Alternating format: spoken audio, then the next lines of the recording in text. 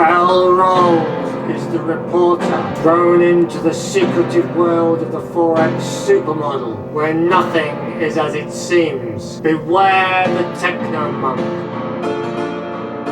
and steer clear of Professor Code and his two assistants. Give the senior trader a wide berth, and don't expect any sense from the risk manager.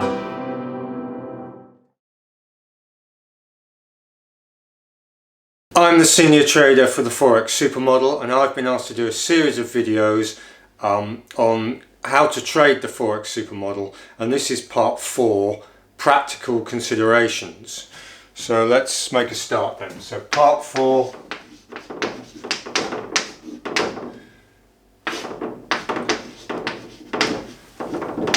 practical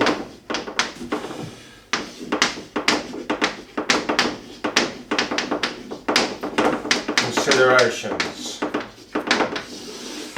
Right, so the first thing to do is we understand that not everybody's got massive amounts of funds, and you can start this model on a relatively small scale, but you do ideally need 2 separate accounts. So that's the first thing, is you're going to need two to set up 2 accounts. Ideally you're going to need one which you're going to designate as a short account, and one designated as a long account.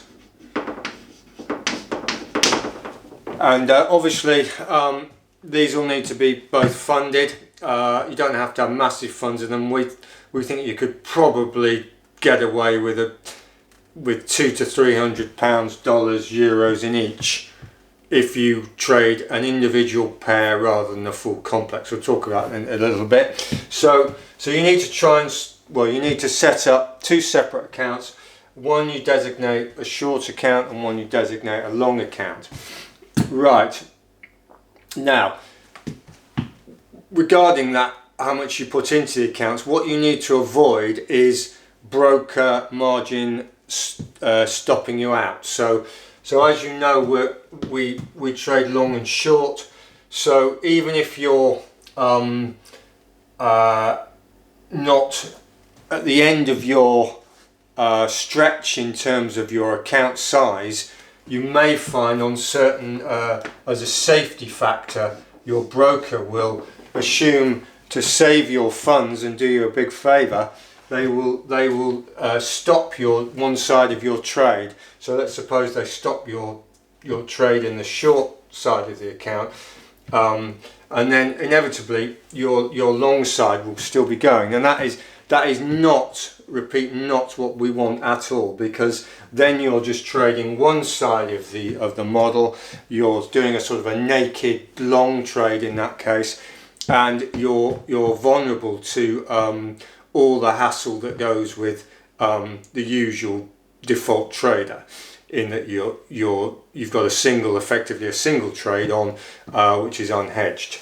So that's the thing. You need to have enough in your account to be able to avoid this brokerage stop out. Right, what's the next thing? Over time, over a few trades or weeks, you'll automatically get an account imbalance. And by that what I mean, so if you've got a short account and a long account, let's suppose we're going, like in the initial phase, we're going 1 time short and 1 times long. Inevitably, one of these accounts will be going down and one will be going up. So, and when we go into the second phase of trading the model, so that would be the smug phase if you like, and we actually get a long or short bias, you have to clear those trades off. Now, whilst you've got a loss on one and a profit on the other, bear in mind that you've lost a couple of spreads and the slippage. We'll talk about that in a minute. But nevertheless, let's suppose your short account has been depleted, then you're going to close that account, so your short account will be negative.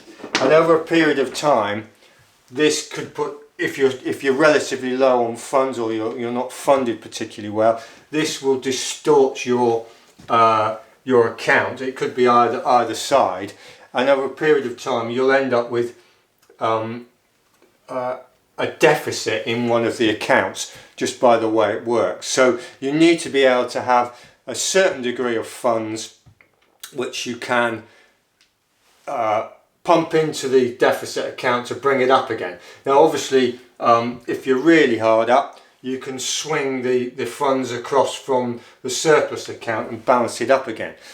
But in the ideal world, you'd inject a little bit of cash in, because that's the way you're going to grow as a trader. Because if you inject a little bit of cash in and just assume that's I mean obviously that's dependent on your financial situation, but if you inject a little bit of cash in and you bring that deficit account up and you've made the money on the other account, then you've got a bigger account to play with, and you can grow your account as well as off the back of the trading side. So that's something else to look at. Right, so what's the next thing? You need to watch out for short and long errors. Now, what do I mean by that? So, well, if you're trading the majors, and the chances are initially you'll be trading the majors, so on the model, so it's dollar, euro, yen, pound complexes. Now, if for the dollar, then you've got the euro dollar, the dollar yen, and the pound dollar. And the euro, you've got the euro dollar, euro yen, euro pound. Yen, you've got pound, dollar yen, euro yen, pound yen, and the pound, you've got pound dollar, euro pound, and the final one, which will be pound dollar, so it'll be the yen. We've got, yes, yen, so it's pound yen. Right, bit of brain fade there. Right, so they're the complexes. Now, what I'm saying is you need to avoid long short errors. So you've got your long and your short account. So your short account. Now this is more prevalent when you're bigger, but it's something to think about. So let's suppose you're trading the whole dollar complex in the majors, so euro dollar, dollar yen, pound dollar.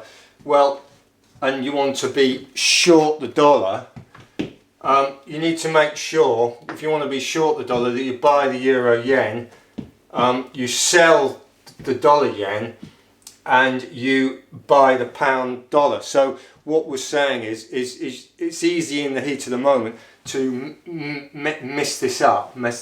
So that's fundamental, I know, but these are areas you need to avoid, particularly when you're starting out. So the euro is relatively straightforward because it's positioned all the way down one side. Likewise with the yen, the problem occurs with the pound and the dollar, because you get mixed pairs in terms of front and back. So that's just a side issue, but it's, you know, it might save you a few quid in the future, so it's worth commenting. So let's have a look. What's the next thing? So the next thing is when you move from the perfectly hedged or you're actually entering your perfect hedge short and you're long at one unit, you need to try and avoid slippage as much as you can on this. So if you're trying to get in short, in other words, you want to go 1 unit short. You need to try and avoid. So you need to try and avoid or buy near a top, a short-term top, to try and get in nicely. Whereas if you sell near a resistance or a support or floor, you can get bounced a little bit, and this is what causes a bit of slippage in the trades.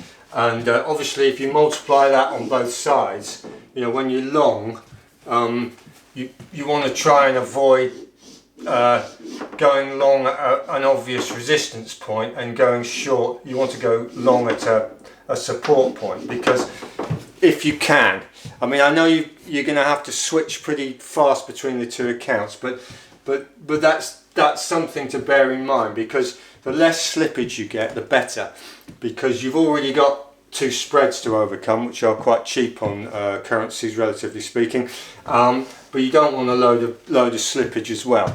So I know it averages out maybe over a period of time, but you can help yourself along with that. So that's that. You want to avoid or reduce slippage. What's the next thing? So the next thing is when you're doing your initial phase, which is when you want to get into this smug phase, and you're going to ride one short and one long. So you might as well, and this applies, it tends to apply when you're a little bit bigger, there's no point going full size on these, because they're cancelling each other out. What you need, the ideal situation, is to go something which is easily recognisable. When the whole point of this is to get a feel for the market and ride the market down at pretty much zero cost. So you know, you could do a pound a point or a dollar a point, ditto here, rather than if you were a little bit bigger and you were, say, doing $5 on your main trade and $6 on the other one because you're 1.2 long, then there's no real point in going 5-5.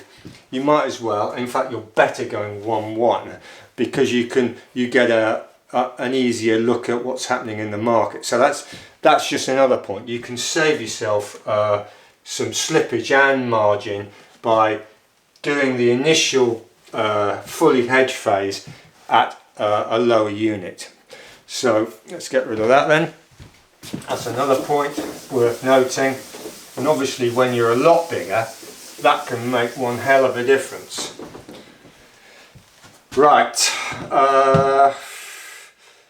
so really that comes into the next situation, where we're going to talk about the psychology of trading as well, because if you go in at on the smug phase of £1 or $1 or whatever, €1, and then you think, right, we're going to enter on say a short bias 1.2, you've then got to be mentally prepared to go from like a pound or $1 a point to whatever your main oomph is, which could be whatever, $20 a point, $30, whatever level you're at. It doesn't really matter, but you've got to be mentally prepared to go from this base level, which is reducing your slippage and spread costs, to then leap into the market and be comfortable with it. And remember, to be comfortable with it, you've worked it up. You don't just go from you know, a pound a point to £100 a point in 2 minutes. So that's one thing to look at. That's the final point, really. So to summarise, this is the last section of how to trade the Forex Super Model in basic form. There will be another series 2, on more advanced views of the trading the Forex Super Model. But this is part 4. Part 1 was Is That You, which was basically looking at what the default trader does, and how we can use it to our advantage, which we'll be looking at in other parts. Part 2 was we want to be wrong, which was getting into that sort of smug phase where the market's going against us but we're hedged.